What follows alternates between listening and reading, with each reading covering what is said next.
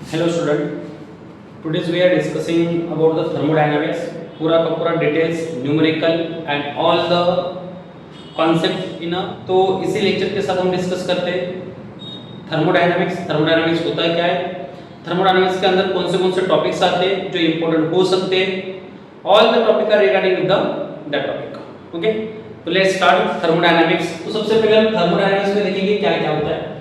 Chapter है हमारा chemical thermodynamics. Actually chemical chemistry का टॉपिक है, फिजिक्स में भी चैप्टर है आपका ये, पर we are discussing about the chemical thermodynamics regarding the chemical reactions. किसके रिगार्डिंगली? केमिकल रिएक्शन के रिगार्डिंगली। तो देखो यहां पे पार्ट आता है हमारे पास थर्मोडायनामिक्स में टॉपिक कौन से आते हैं। तो सबसे पहले हमारे पास आता है पहला टॉपिक इंट्रोडक्शन। इंट्रोडक्शन में what is the thermodynamics, thermodynamics किसे कहना है। सेकंड पार्ट आता है हमारे पास टर्म यूज इन थर्मोडायनामिक्स। जो हम थर्मोडायनामिक्स का चैप्टर डिस्कस करने वाले हैं, इस चैप्टर के अंदर कौन से टर्म्स यूज होते हैं वो वाला एक पार्ट आएगा। यहां पे देखो टर्म्स यूज इन थर्मोडायनामिक्स कौन से टर्म्स यूज होते हैं। तो पहली टर्म है हमारे पास सिस्टम एंड सराउंडिंग। कौन सा टॉपिक है? System and surrounding. After that type of system, system कितने टाइप की होती है। Then further it classify into open system, second आता है यहां पे क्लोज सिस्टम एंड थर्ड होता है यहां पे आइसोलेटेड सिस्टम। तीन टाइप के सिस्टम्स होते हैं। Then after that properties of system, system की प्रॉपर्टीज एक होती है इंटेंसिव, दूसरी होती है extensive. Extensive property and second is a intensive property. Then next functions. After that functions में state function and path function. Type of process, process में total 5 type के प्रोसेस। पहली होती है आइसोथर्मल प्रोसेस, दूसरी होती है यहाँ पे आइसोबारिक प्रोसेस, नेक्स्ट आते हैं यहाँ पे isochoric process, then after that adiabatic process, और लास्ट में जो प्रोसेस आती है उसे कहते हैं हम रिवर्सिबल प्रोसेस। तो is a reversible process. After that nature of heat and work, heat कैसे होगा, वर्क क्या होगा, इसका नेचर क्या हो सकता है। Then C expression for pressure volume work, PV work, pressure volume work का एक्सप्रेशन, इसके ऊपर न्यूमेरिकल का पार्ट भी है हमारे पास। Concept of maximum work, maximum work होता क्या है। After that internal energy, what is the internal energy. उसके बाद में enthalpy, enthalpy and first law. पहले हम डिस्कस करेंगे first law of thermodynamics and first law of thermodynamics के केस के ऊपर हम डिस्कस करेंगे एंथैल्पी। क्या डिस्कस करेंगे हम? एंथैल्पी। देन नेक्स्ट एंथैल्पी में दो टाइप के एक्सप्रेशन हमें मिलेंगे। पहला एक्सप्रेशन है relation between delta H and delta U and second है हमारे पास work done in chemical reactions. कौन सा पार्ट है? Work done in chemical reaction. तो इतना ये पार्ट हमें फर्स्ट कांसेप्ट के अंदर डिस्कस करना है। सेकंड कांसेप्ट हमारे पास यहाँ पे एक अनदर पार्ट आता है विद थर्मोकेमिस्ट्री। थर्मोकेमिस्ट्री में हमारे पास कुछ एंथैल्पी के बेसिस के ऊपर न्यूमेरिकल्स होंगे, उस न्यूमेरिकल को सॉल्व करना है। सेकंड लॉ ऑफ थर्मोडायनामिक्स होगा, एंट्रोपी होगी एंड गिब्स एनर्जी होगी। ये टॉपिक हमारे पास रिमेनिंग पार्ट में बचते हैं। तो उसमें से पहला टॉपिक है हमारा ये, इतना हमें आज कवर करना है। देखो स्टार्टिंग में हम कवर करते हैं यहाँ पे इंट्रोडक्शन। तो इंट्रोडक्शन में क्या होगा, what is the thermodynamics. Thermodynamics मतलब क्या होता है। जैसे आपको पता होगा कि अगर हम कोल को जलाते हैं, बर्निंग ऑफ कोल या कंबशन ऑफ कोल कहेंगे उसे, जब कोल का कंबशन होता है तो उस केस में क्या होता है, कोल एक फॉर्म से सेकंड फॉर्म में कन्वर्ट हो जाता है। कोल होगा, जलेगा, उस पे जो हीट होगी ये बाहर निकलेगी, उसके साथ साथ CO2 फॉर्म होगा, CO2 के साथ साथ लाइट फॉर्मेशन होगा, ऐश फॉर्मेशन होगा। तो एनर्जी क्या हो रही है, एक फॉर्म से दूसरे फॉर्म में चेंज हो रही है। तो ऐसे केस को हम थर्मोडायनामिक्स के केस के अंदर कंसीडर करते हैं। तो देखो यहाँ पे थर्मोडायनामिक्स का पार्ट होता है। Thermodynamics is a concern with, किसके साथ कॉन्सर्न कर रहा है thermodynamics. Thermodynamics is concern with change in physical and chemical transformation. Physical and chemical transformation, एक एग्जांपल अभी लिया था हमने, burning of coal, chemical transformation, क्योंकि इसका पूरा का पूरा केमिकल कंपोजिशन चेंज हो रहा है। अगर मेल्टिंग ऑफ आइस लेते हैं, आइस जब मेल्ट होता है ना, तो ये फिजिकल ट्रांसफॉर्मेशन में आता है, क्योंकि आइस के जो सब्सटेंस आइस बना हुआ है ये वाटर मॉलिक्यूल से बना हुआ है। सिर्फ इसमें पार्टिकल अरेंजमेंट भी है, मतलब उसका फिजिकल केमिकल चेंज कुछ भी नहीं है, मतलब इसमें से कोई भी कंपोजिशन चेंज नहीं हुआ है। वही कंपोजिशन है hydrogen and oxygen, but in burning of coal के अंदर वो कंपोजिशन नहीं रहा, ऐश बनी हुई है, कुछ पार्ट निकल गया, CO2 उसमें से निकल गया, मतलब कुछ पार्ट रिलीज होने के बाद जो बचता है उसे केमिकल चेंज कहते हैं, केमिकल चेंज। देखो thermodynamics is concerned with the energy change in physical and chemical transformation. After that इसमें देखो एग्जांपल कौन से आ सकते हैं, transformation of liquid water into vapour, water का कन्वर्जन वेपर में होता है by heating, but properties always तो वाटर की रहेगी। Solid ice into liquid water is another example. Burning of carbon forming the carbon dioxide, CO2 form कर रहा है, accompanied by a change in energy, ये भी चेंज इन एनर्जी का part है। In a dry cell the chemical energy is converted into electrical energy. क्या होता है यहाँ पे, ड्राई सेल के अंदर एक पार्ट आता है, ड्राई सेल के अंदर होता क्या है, chemical energy is converted into the electrical energy. Chemical energy, आप जो मोबाइल वगैरह यूज करते हो, मोबाइल की बैटरी चार्ज करते हो, it means electrical energy chemical energy में स्टोर होती है। कौन से केस के अंदर, केमिकल एनर्जी में। जब आप उस मोबाइल को यूज करते हो, उसकी चार्जिंग यूज करते हो, या वीडियोस देखते हो, गेमिंग खेलते हो, games most of the student mostly loving toward the gaming, तो गेमिंग फोन्स होते हैं या गेमिंग खेलते हैं, तो उसमें क्या होता है ना, जो केमिकल एनर्जी स्टोर होती है, चार्जिंग होती है। चार्जिंग मतलब क्या होता है, केमिकल एनर्जी है। वो केमिकल एनर्जी का कन्वर्जन किस में होता है, इलेक्ट्रिकल एनर्जी में होता है। मतलब एनर्जी चेंज हो रही है one form to another form, is another concept with the thermodynamics. अभी हमारे पास पार्ट आता है कि term use in thermodynamics. Thermodynamics के अंदर कौन से टर्म्स यूज होते हैं। देखो सबसे पहली टर्म है हमारे पास सिस्टम एंड सराउंडिंग। सिस्टम किसे कहना है एंड सराउंडिंग किसे कहना है, व्हाट इज द सिस्टम। तो generally we are discussing about the system, a part of universe under the thermodynamic investigation is called system.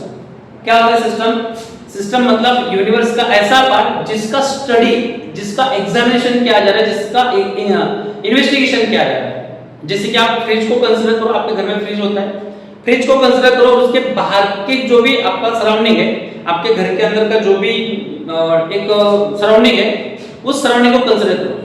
Fridge का टेंपरेचर बहुत लो होता है, that of the outer part of the fridge, refrigerator. तो इसका मतलब हम किसे कंसीडर कर रहे हैं, हम कंसीडर करें फ्रिज को, तो फ्रिज है सिस्टम, और बाकी का पार्ट जितना भी होगा उसको हम सराउंडिंग कहेंगे। और ये दोनों पार्ट किस में इन्वॉल्व होते हैं, यूनिवर्स के अंदर होते हैं। तो देखो पहला पार्ट आता है a part of universe under thermodynamic investigation is called system. क्या कहते हैं उसे, सिस्टम कहते हैं। And all other part of the universe outside the system such as cylinder, room, other surrounding is known as, इसे surrounding कहते हैं, or surrounding.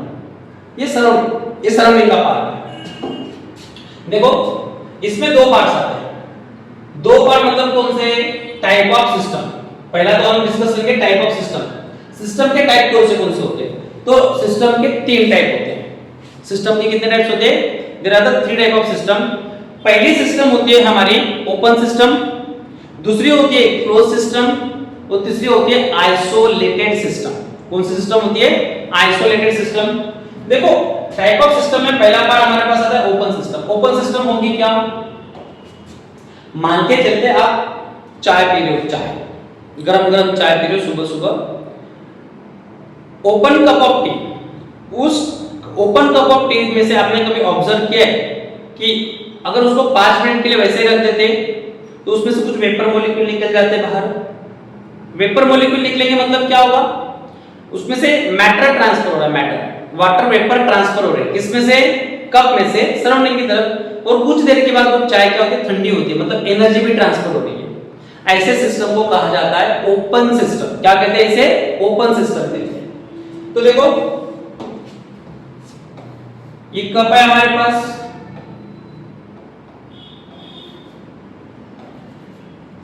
इस कप के अंदर क्या है, चाय है। इसमें से क्या होगा, ट्रांसफर मैटर, ये मैटर एंड एनर्जी ट्रांसफर होती है। Transfer of matter and energy, उसे क्या कहते हैं, ओपन सिस्टम। क्या कहते हैं उसे, ओपन सिस्टम। देखो ओपन सिस्टम क्या होगी, A system which exchange both energy and matter with the surrounding is called an open system. उसे क्या कहेंगे हम? ओपन सिस्टम कहेंगे। मतलब ये ऐसा पावर होता है जिसके अंदर क्या होता है, सिस्टम से सराउंडिंग में एनर्जी भी ट्रांसफर होती है और एनर्जी के साथ साथ मैटर भी ट्रांसफर होता है। ऐसे केस को हम कहते हैं ओपन सिस्टम। सेकंड आता है, एग्जांपल देखो यहाँ पे गिवन है, an open cup containing hot coffee place in a room. क्या कंटेन कर रहा है? ओपन कप ऑफ टी है। अब ओपन कप है, उस ओपन कप के अंदर क्या भरा हुआ है? Hot coffee. रूम के अंदर प्लेस किया है, कुछ देर के बाद ठंडा होने वाला है। ठंडा होने वाला है मतलब एनर्जी ट्रांसफर हो गई, उसमें से कुछ वेपर निकलेंगे, मतलब मैटर भी ट्रांसफर हो चुका है। देखो क्लोज सिस्टम क्या होते हैं। क्लोज सिस्टम सेम केस है यहाँ पे। क्लोज सिस्टम में भी यही पार्ट आएगा। अगर हम कंसीडर करते हैं ओपन की जगह पे क्या करेंगे? कप क्लोज बाय सॉसर या लाइट। लाइट से या सॉसर से उसको क्लोज करके रखते, ढक्कन रखते उसके ऊपर ढक्कन। तो क्या होगा, जो वेपर ट्रांसफर होने वाले थे वो वेपर ट्रांसफर नहीं होगी। इसमें से वेपर ट्रांसफर होगी क्या? वेपर ट्रांसफर नहीं होगी। तो ट्रांसफर क्या होगा? तो इस केस के अंदर ट्रांसफर होगा सिर्फ एनर्जी। मतलब कुछ देर के बाद सॉसर से ढक्कन से उसको ढक के भी रखा है, तो कुछ देर के बाद क्या होगा, वो ठंडा होने वाला है। ठंडा होने वाला है, इसका मतलब क्या हुआ? ये क्लोज सिस्टम कहलाता है। कौन सा सिस्टम कहलाता है? Closed system. देखो, a system that exchange energy and not a matter. Just इसमें से क्या हो रहा है? एनर्जी एक्सचेंज हो रही है, मैटर एक्सचेंज नहीं हो रहा है। Is called as a close system. ऐसे सिस्टम को क्लोज सिस्टम कहा जाता है। A cup containing hot coffee is covered with the saucer. saucer से कवर करते हैं इसे। नेक्स्ट देखो, आइसोलेटेड सिस्टम। आपने कभी एक नोटिस किया होगा, जो चाय बनाते हैं वो चाय किस में रखते हैं? एक बर्तन होता है, एक बर्तन मतलब एक बॉटल होती है बड़ी वाली, उस बॉटल के अंदर वो चाय भर के रखते हैं गर्म करके। बाद में वही चाय क्या होगी, उसको प्रेस करके तो चाय उसमें से निकलती है और गर्म चाय होती है। चाहे उसको आप 1 घंटा वैसे रख दो, 2 घंटे रख दो, वो गर्म की गर्म ही रहती है। मतलब यहाँ पे केस क्या आता है? ऐसी सिस्टम जिस सिस्टम में से ना तो हीट ट्रांसफर होती है, मतलब ना तो एनर्जी ट्रांसफर होती है, ना तो मैटर ट्रांसफर होता है। The system which cannot be transfer the energy as well as matter is called isolated system. उस सिस्टम को क्या कहेंगे हम? Isolated system कहेंगे। देखो, a system that does not allow exchange either energy or matter with surrounding is an isolated system. ऐसे system को हम कहते हैं isolated system। यहाँ पे एग्जांपल हमारे पास गिवन है, cup containing coffee covered with a saucer is insulated from the surrounding। यहाँ पे आपका बेटर एग्जांपल है थर्मोफ्लास्क। क्या एग्जांपल है? थर्मोफ्लास्क। ये ऐसा होता है, ये इंसुलेटेड होता है, हीट इंसुलेटेड होता है। ना तो उसमें से एनर्जी बाहर निकल पाती है, ना तो मैटर बाहर निकल पाता है। तो ये कुछ पार्ट होते हैं सिस्टम एंड सराउंडिंग के। आफ्टर दैट यहाँ पे देखो, ये ओपन कप ऑफ टी है, इसमें से क्या दिखाई दे रहा है आपको? कुछ वेपर निकल रहे हैं, इसमें से वेपर निकल रहे हैं और बाद में क्या हो रहा है? कुछ देर के बाद ठंडा होगा, तो इसे ओपन सिस्टम कहते हैं। सेकंड क्या आएगा? ये वाला पार्ट देखो, ये सॉसर से ढका हुआ है, ढक्कन से ढक्कन रखा है ना इसके ऊपर, सॉसर रख दिया, ढक्कन रख दिया, इसमें से ये ठंडा तो होगा बट इसमें से मैटर बाहर नहीं निकल पाएगा। और तीसरा होगा ये बॉटल, इसके अंदर में हॉट लिक्विड हॉट ही रहेगा, कोल्ड जो कूल होगा, कोल्ड लिक्विड होगा वो कोल्ड ही रहेगा। ना तो इसमें से एनर्जी बाहर जाती है, ना तो इसमें से मैटर बाहर जाता है। ऐसे सिस्टम को हम कहते हैं आइसोलेटेड सिस्टम। देखो स्टूडेंट, आगे का पार्ट है हमारे पास प्रॉपर्टीज ऑफ सिस्टम। सिस्टम की प्रॉपर्टीज कौन सी होती है? तो सिस्टम में 2 टाइप की प्रॉपर्टीज होती है। पहली होती है एक्सटेंसिव प्रॉपर्टी, दूसरी होती है इंटेंसिव प्रॉपर्टी। कौन सी प्रॉपर्टी हुई यहाँ पे? Extensive property and intensive property. देखो इसके अंदर पहला पार्ट है एक्सटेंसिव प्रॉपर्टी। क्या होगी? पेपर में जनरली इसके ऊपर क्वेश्चंस आते हैं, एग्जांपल गिवन होगा। एग्जांपल से आपको पहचानना है कि इंटेंसिव प्रॉपर्टी कौन सी है और एक्सटेंसिव प्रॉपर्टी कौन सी है। या तो आपको 4-5 एग्जांपल दिए होंगे, उसको सॉर्ट आउट करना है।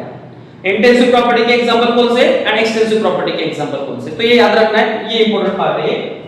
A property which depend on amount of matter. ये क्या होती है? ये ऐसे प्रॉपर्टी होती है जो अमाउंट ऑफ मैटर के ऊपर डिपेंड करती है in a system, is called extensive property. Extensive property मतलब वो ऐसी प्रॉपर्टी होती है जो अमाउंट ऑफ मैटर के ऊपर डिपेंड करती है।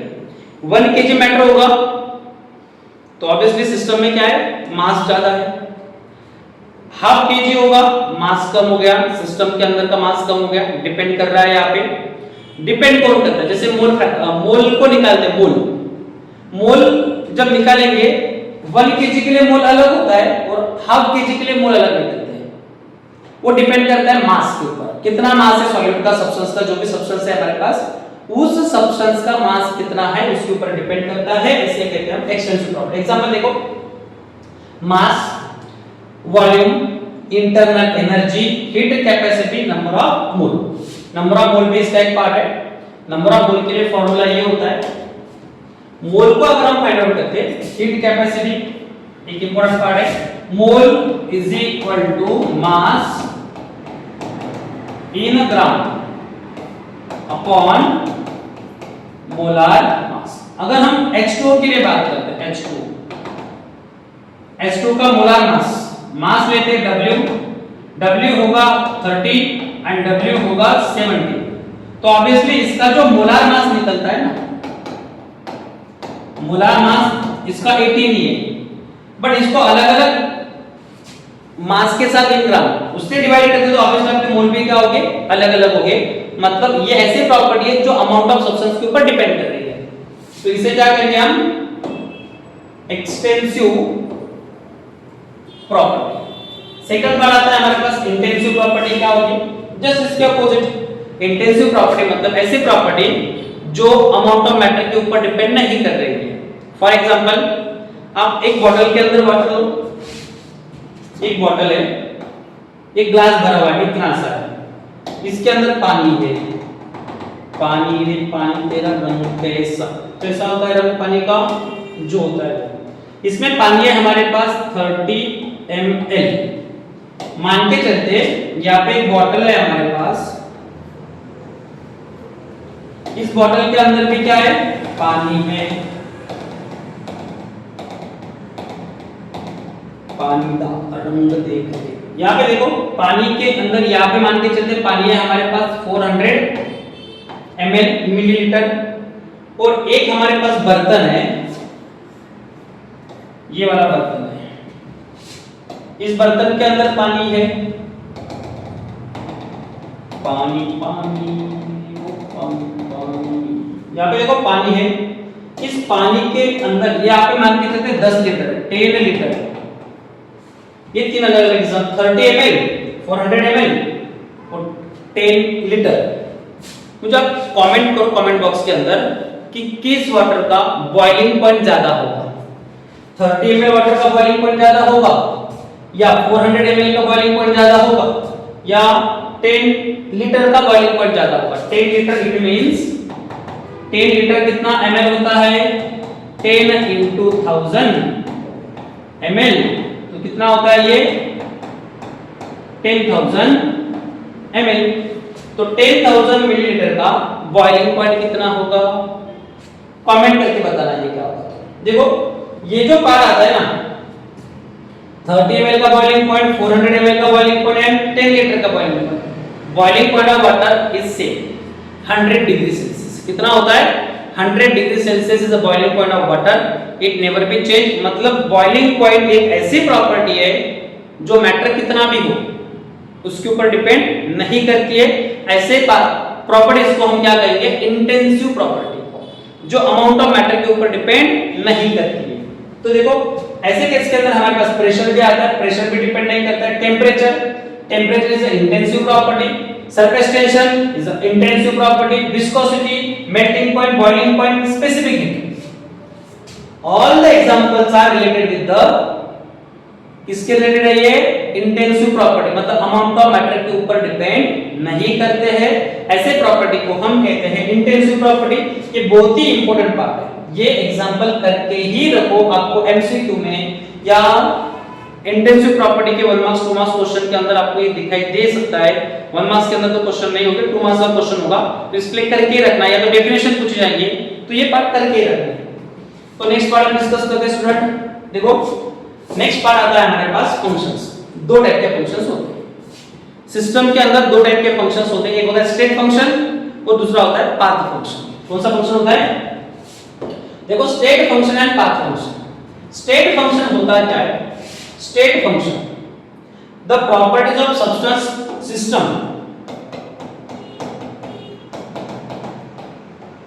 प्रॉपर्टीज ऑफ, ठीक है इसे मैं ब्लैक पेन से लिखता हूं,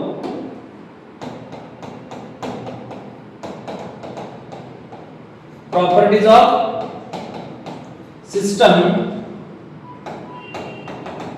which depend on initial condition and final condition of a process। कहां पे डिपेंड करती है स्टेट फंक्शन? स्टेट फंक्शन वो फंक्शंस होते हैं जो इनिशियल एंड फाइनल कंडीशन के ऊपर डिपेंड करते हैं। एग्जांपल आता है हमारे पास प्रेशर, प्रेशर के लिए initial pressure and final pressure. Temperature is also is there, initial temperature and final temperature. उसके बाद में हम लिख सकते हैं volume, initial volume, final volume. जो ये पार्ट होते हैं ना, ये एंथैल्पी में इसमें पार्ट आता है, एंथैल्पी। उसके बाद में इंटरनल एनर्जी यू से डिनोट किया जाता है। तो ये पार्ट क्या है हमारे? ये स्टेट फंक्शन के पास है। कौन से फंक्शन के पार्ट है ये? It is a state function. Second part है पाथ फंक्शन। क्या होता है? देखो पाथ फंक्शन यहां पे क्या है? Properties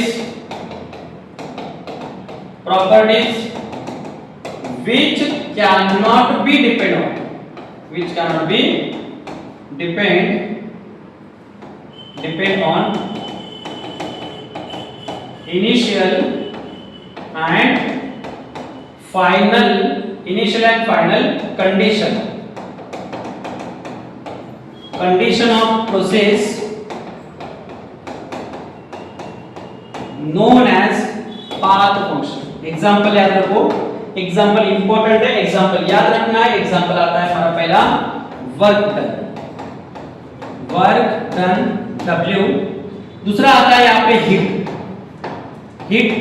Q। ये दो ऐसे फंक्शंस है, ये ऐसे दो प्रॉपर्टीज है, वर्क डन एंड हीट। ये पाथ फंक्शंस होते हैं। बट और एक पार्ट यहाँ पे याद रखना है, एक पार्ट यहाँ पे आता है W प्लस Q को अगर ऐड करेंगे, sum of work done and heat and work done की sum is not path function.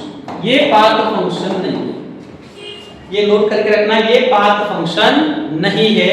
तो ये जो होता है इसे कहते हैं हम पाथ फंक्शन, और ये होता है हमारा स्टेट फंक्शन जो इनिशियल एंड फाइनल कंडीशन के ऊपर डिपेंड करता है। और जो इनिशियल एंड फाइनल कंडीशन के ऊपर डिपेंड नहीं करेगा उसे कहा जाता है पाथ फंक्शन। ये दो टाइप के फंक्शंस होते हैं। नेक्स्ट पार्ट है हमारे पास आफ्टर द फंक्शन। देखो हमारे पास अभी प्रोसेसेस आते हैं, कुछ पार्ट यहाँ पे आगे पीछे आई थिंक स्लाइड हो गई। देखो type of process, type of process में हमारे पास पार्ट क्या आता है? Type of process. प्रोसेस के कुछ टाइप्स होते हैं। आइसोथर्मल प्रोसेस, पहली प्रोसेस कौन सी है हमारे पास? Isothermal process. आइसोथर्मल, आइसो मतलब सेम, आइसो का मतलब सेम होता है, थर्मल का मतलब टेम्परेचर। जिस प्रोसेस के अंदर जितना भी ट्रांसफॉर्मेशन हो रहा है इनिशियल से लेके फाइनल तक, उसमें टेम्परेचर क्या होगा? कांस्टेंट होगा, उसे कहते हैं हम isothermal. It is the process in which temperature of system remain constant through out the transformation.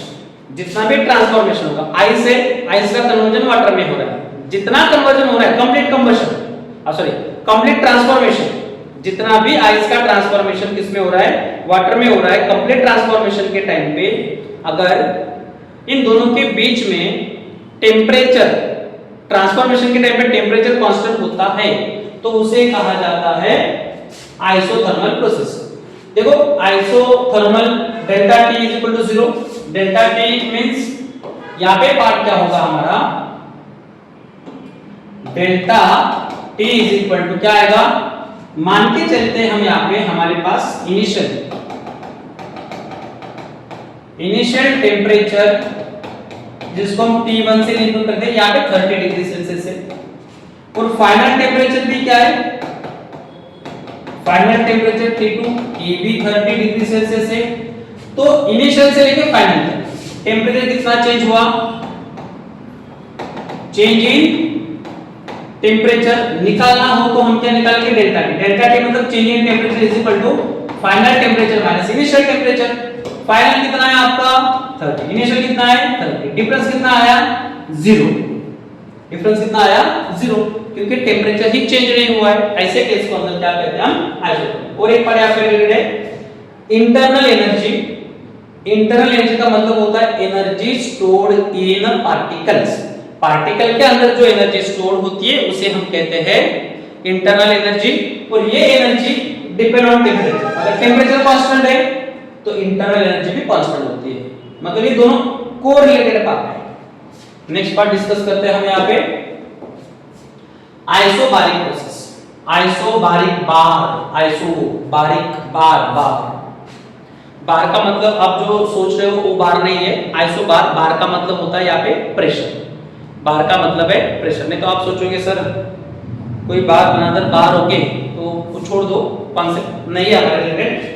तो isobaric process, in isobaric process the pressure remain constant during the transformation. जितना भी ट्रांसफॉर्मेशन होता है उस ट्रांसफॉर्मेशन के टाइम पे क्या होता है प्रेशर कांस्टेंट होता है। That is the reason delta P is equal to 0। Initial pressure जितना होगा उतना ही फाइनल होता है। Delta T is equal to P2 minus P1 is equal to 0। आप ऐसे लिख सकते हो उसे, delta P is equal to P2 minus P1 equal to 0। मतलब P2 क्या है फाइनल, P1 क्या है इनिशियल। दोनों के बीच का जो डिफरेंस आएगा ये 0 ही होगा, इसलिए इसको कहा जाता है आइसोबारिक। इसके बाद में देखो पार्ट आता है हमारे पास आइसोकोरिक प्रोसेस। कौन सी प्रोसेस है isochoric process.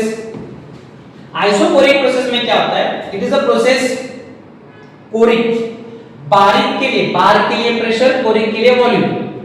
It is the process during which volume of a system remain constant. मतलब क्या होता है यहाँ पे वॉल्यूम ऑफ सिस्टम का वॉल्यूम क्या होगा यहाँ पे कांस्टेंट होगा। ऐसे केस को हम कहते हैं isochoric process. Delta V is equal to 0 मतलब change in volume V2 minus V1 क्या आएगा 0 ही आएगा। Final volume minus initial volume को हम माइनस करेंगे, डिफरेंस बनाएंगे तो इसमें से पार्ट क्या आएगा हमारे पास वही आएगा। देखो इसमें एक पार्ट हमारा पीछे की स्लाइड में चला गया है। ये पार्ट है हमारे पास एडियाबैटिक प्रोसेस। कौन सी प्रोसेस है एडियाबैटिक प्रोसेस। एडियाबैटिक मतलब कांस्टेंट हीट, जिसमें सराउंडिंग और सिस्टम के बीच में हीट ट्रांसफर ही नहीं होती, हीट एक्सचेंज ही नहीं होती है। हीट ना तो सिस्टम से सराउंडिंग में आएगी ना तो सराउंडिंग से सिस्टम में जाएगी, तो हीट क्या होगी कांस्टेंट होगी, तभी इसका ट्रांसफॉर्मेशन नहीं होगा।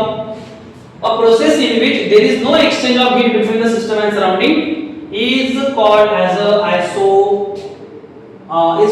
Adiabatic process, not adiabatic process. देखो Q is equal to 0। Student मुझे आपको एक पार्ट पूछना है, अब तक हमने जितने प्रोसेस डिस्कस किए जैसे कि थर्मल प्रोसेस डिस्कस किए, आइसोकोरिक प्रोसेस डिस्कस किए, आइसोकोरिक के साथ हमने आइसोबारिक भी डिस्कस किए। तो इस प्रोसेस के अंदर हमने कुछ ऐसे डिनोट किया था। हमने डिनोट किया था delta T is equal to 0, delta T is equal to 0, delta P is equal to 0 and delta V is equal to 0। मेरा क्वेश्चन है आपको इसे क्यों नहीं किया हमने, इसको हमने डेल्टा Q डिनोट नहीं किया, इसे क्यों नहीं किया। तो अगर आपको पता होगा तो please drop the message in comment box. तो वैसे तो मैं बताने वाला हूं डेल्टा क्यों हमने डिनोट क्यों नहीं किया और इसको क्यों डेल्टा से डिनोट किया। बिकॉज ऑफ ये जो है ना तीन प्रॉपर्टीज वॉल्यूम टेम्परेचर प्रेशर, मतलब टेम्परेचर प्रेशर वॉल्यूम, ये तीनों भी जो प्रॉपर्टीज होती है ये प्रॉपर्टी स्टेट फंक्शन होती है। स्टेट फंक्शन मतलब जो इनिशियल कंडीशन के ऊपर और फाइनल कंडीशन के ऊपर डिपेंड करती है। किसके ऊपर डिपेंड करती है इनिशियल एंड फाइनल के ऊपर डिपेंड करती है। बट हमने Q को डिनोट नहीं किया because of it is a path function and path function never be depend upon the initial and final condition. Initial पे और फाइनल पे डिपेंड नहीं करती है और इसीलिए हमने Q को इज इक्वल टू 0 लिखा है, not delta Q is there. तो ये आपको समझ में आया होगा। देखो यहाँ पे नेक्स्ट पार्ट है हमारे पास रिवर्सिबल प्रोसेस। कौन सी प्रोसेस है रिवर्सिबल प्रोसेस। देखो मैकेनिकली अगर देखा जाए, मैकेनिकली मतलब कुछ इक्विपमेंट के अंदर, जैसे कि व्हीकल के अंदर पिस्टन्स होते हैं या बड़े बड़े मशीनरीज होते हैं तो पिस्टन्स होते हैं, उसको मैकेनिकली जहाँ पे कुछ पार्ट्स मोशन में होते हैं या जिसमें कुछ ट्रांसफॉर्मेशन चल रहा होता है, ऐसे केस के अंदर मैकेनिकली। अ सिस्टम इन मैकेनिकल इक्विलिब्रियम, अगर एक सिस्टम ऐसी है जो मैकेनिकल इक्विलिब्रियम में, इक्विलिब्रियम मतलब दोनों तरफ का प्रेशर क्या होगा, upside pressure downside pressure same होगा, उसे मैकेनिकली इक्विलिब्रियम कहा जाता है। विथ देखो a system in a mechanical equilibrium with its surrounding infinitesimal मतलब स्मॉल चेंज, अगर थोड़ा भी चेंज होता है तो इन्फिनिटिज्म change may cause the process to occur in reverse direction, the process is said to be a thermodynamically reversible। मतलब क्या होता है, अगर हम एक सिलेंडर की बात करते हैं, सिलेंडर आपके घर वाला नहीं है, घर के अंदर जो गैस सिलेंडर होते हैं वो वाला पार्ट नहीं, यहाँ पे मैकेनिकली सिलेंडर के पार्ट डिस्कस करते हैं। इसमें क्या है, एक पिस्टन लगा हुआ है और इसके अंदर जो है ना, इसके अंदर पिस्टन से, पिस्टन को कनेक्ट किया है एक शाफ्ट से, ये एक शाफ्ट है, रॉड है। देखो इसके अंदर जो पार्ट है हमारे पास, इसके अंदर गैस भरी हुई है, गैस। देखो अगर इन केस यहाँ पे एटमॉस्फेरिक प्रेशर है, एटमॉस्फेयर है, सराउंडिंग है, सराउंडिंग मतलब एटमॉस्फेयर हुआ, एटमॉस्फेरिक प्रेशर यहाँ पे जनरेट हो रहा है, इसे कहते हैं P एक्सटर्नल, या तो हम कहेंगे इसे एटमॉस्फेरिक प्रेशर, एटमॉस्फेरिक प्रेशर। और यहाँ पे हमारे पास क्या है, अंदर गैस भरी हुई है, इसका क्या होगा, गैस प्रेशर। गैस प्रेशर को P से एंड एटमॉस्फेरिक प्रेशर को P एक्सटर्नल से डिनोट करते हैं जब इन दोनों का प्रेशर क्या होगा, सेम होगा, सेम। जितना गैस प्रेशर है, जितना इस गैस का प्रेशर है उतना ही क्या है, एटमॉस्फेरिक प्रेशर है, तब जाके वो पिस्टन क्या एक ही जगह पे रुकेगा। कहां पे रुकेगा, एक ही जगह पे रुकेगा। अगर कोई चेंज होता है, इसे कहेंगे हम, देखो एक बार रुका हुआ है तो इसे कहेंगे हम इक्विलिब्रियम। क्या कहते हैं उसे, इक्विलिब्रियम। अगर कंडीशन चेंज होती है, लाइक एटमॉस्फेयर में कुछ चेंजेस होते हैं, तो क्या होगा, अगर इसका प्रेशर थोड़ा डिक्रीज होता है, चेंज होता है प्रेशर के अंदर, ये पिस्टन क्या होगा, एक तो अपवर्ड डायरेक्शन में मूव होगा, इसमें चेंज होता है, या एक कम होता है, या तो इसका प्रेशर अगर बढ़ता है तो ये डाउनवर्ड साइड में मूव होगा। ऐसे प्रोसेस को हम कहते हैं रिवर्सिबल, मैकेनिकली रिवर्सिबल कहा जाता है। तो ये एक प्रोसेस है जो मैकेनिकली रिवर्सिबल होती है। रिवर्सिबल प्रोसेस मतलब वो प्रोसेस होते हैं a system in a mechanical equilibrium with its surrounding infinitesimal change may cause the process to occur in the reverse direction. अगर कुछ प्रोसेस के अंदर चेंज होता है तो उस टाइम पे क्या होती है, वो रिवर्स हो जाती है। ऐसे केस को हम कहते हैं थर्मोडायनामिकली रिवर्सिबल। क्या कहते हैं उसे, थर्मोडायनामिकली रिवर्सिबल। तो देखो नेक्स्ट पार्ट हम डिस्कस करते हैं अभी यहाँ पे थर्मोडायनामिक रिवर्सिबल का, इसके फीचर्स। रिवर्सिबल प्रोसेस के फीचर्स क्या क्या होते हैं, the driving and opposing force differ by infinitesimal amount, या स्मॉल चेंज स्मॉल अमाउंट होता है। इन दोनों फोर्स के अंदर क्या होता है, डिफरेंस होता है। दोनों फोर्स सेम होगी तो ना तो ये इधर मूव होगा ना तो इधर मूव होगा, सेम होगा यहाँ पे। देखो the process can be reverse by an infinitesimal change in conditions. मतलब यहाँ पे क्या होता है, the process can be reverse. कब होगी रिवर्स, जब थोड़ा बहुत चेंज होगा।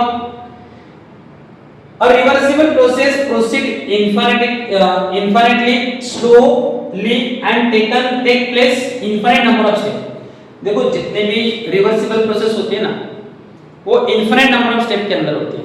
2 स्टेप, 4 स्टेप, 10 स्टेप, 100 स्टेप, कितने भी स्टेप हो सकते हैं, इनफिनिट स्टेप होते हैं इसके अंदर। उसका एक पार्ट आता है, देखो at the end of the every step, हर एक स्टेप खत्म होने के बाद, at the end of every step the process the system attain mechanically equilibrium। क्या होगा, हर एक स्टेप के बाद जो प्रोसेस होती है उस स्टेप के हर एक स्टेप के एंड में क्या होता है, सिस्टम क्या करती है यहाँ पे मैकेनिकली इक्विलिब्रियम में आ जाती है विद द सराउंडिंग। जो सराउंडिंग में कंडीशन है वही कंडीशन किस में होगी, the condition of in system. मतलब तब जाके ये मैकेनिकली इक्विलिब्रियम में होती है और ये हर एक स्टेप के बाद होता है। ये कुछ हमारे पास प्रोसेस के पार्ट्स थे, process in thermodynamics. Right now we are discussing about the next topic. देखो हमारा नेक्स्ट टॉपिक है ये हो चुका है टाइप ऑफ प्रोसेस का पार्ट। थोड़ा आगे जाते हैं। Nature of heat and work. Heat का और वर्क का नेचर क्या होगा, मतलब हीट और वर्क का नेचर क्या होता है। सिस्टम है, सराउंडिंग से हीट अंदर जा रही है, सराउंडिंग से हीट बाहर से अंदर जा रही है। आप कंसीडर करो समर विंटर डेज, आप विंटर डेज को कंसीडर करो। आपके घर के बाहर का जो कंडीशंस होती है वो कोल्ड होती है, घर के अंदर थोड़ा बहुत रूम टेम्परेचर हो सकता है। क्या होता है, जैसे आप विंडो ओपन करते हो तो बाहर से क्या होती है, कूल एयर अंदर की तरफ आना स्टार्ट हो जाती है। या डोर ओपन करते हो तो कूल एयर क्या होगी, हवा, ठंडी हवा आपके घर के अंदर आना स्टार्ट होगी।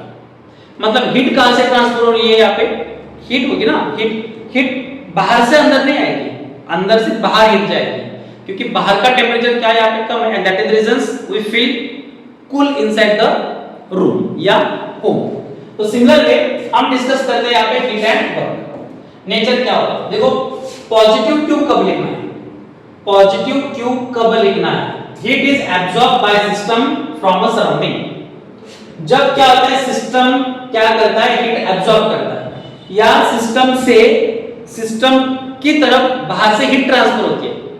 समर डेज का कॉन्सेप्ट, समर डेज में क्या होता है, बाहर से गर्म हवा अंदर की तरफ आती है, मतलब हीट कहां से ट्रांसफर हो रही है, heat transfer from surrounding to system, उसे कहेंगे यहाँ पे जो पार्ट आता है इसे प्लस क्यू से रिप्रेजेंट करते हैं। किसे रिप्रेजेंट करते हैं हम, प्लस क्यू।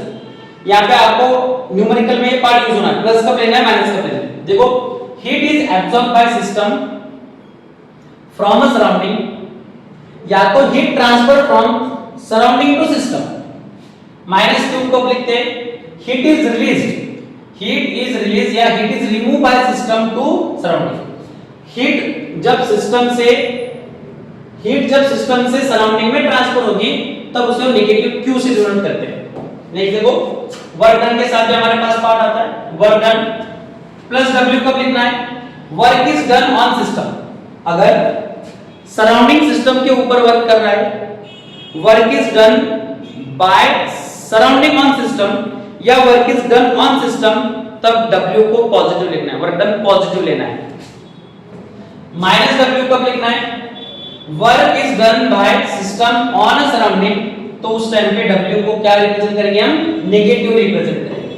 यहाँ पे देखो एक केस गिवन है हमारे पास, यहाँ पे क्या हो रहा है, ये सिस्टम है और ये सराउंडिंग, बाहर का जितना पार्ट है ये सराउंडिंग, बाहर से अंदर की तरफ हीट जा रही है, बाहर से अंदर की तरफ हीट ट्रांसफर हो रही है, तो उसे क्या करेंगे हम, पॉजिटिव से रिप्रेजेंट करेंगे। इससे पॉजिटिव से। अगर सिस्टम से सराउंडिंग में हीट ट्रांसफर हो रही है तो नेगेटिव से रिप्रेजेंट करेंगे। वर्क डन क्या हो रहा है, वर्क डन किसके ऊपर हो रहा है, सिस्टम के ऊपर हो रहा है, कौन कर रहा है, सराउंडिंग, तो वहां पे W की वैल्यू क्या होगी, पॉजिटिव होगी। और उसके साथ साथ वर्क डन बाय सिस्टम, मतलब यहाँ पे सिस्टम सराउंडिंग के ऊपर वर्क कर रहा है, तो उस टाइम पे वैल्यू क्या होगी, ये नेगेटिव होगी। देखो स्टूडेंट, ये कुछ नेचर थे वर्क या हीट के, हमें इसके पॉजिटिव नेगेटिव टर्म्स को यूज करना होता है न्यूमेरिकल केस के अंदर जब न्यूमेरिकल सॉल्व करते हैं।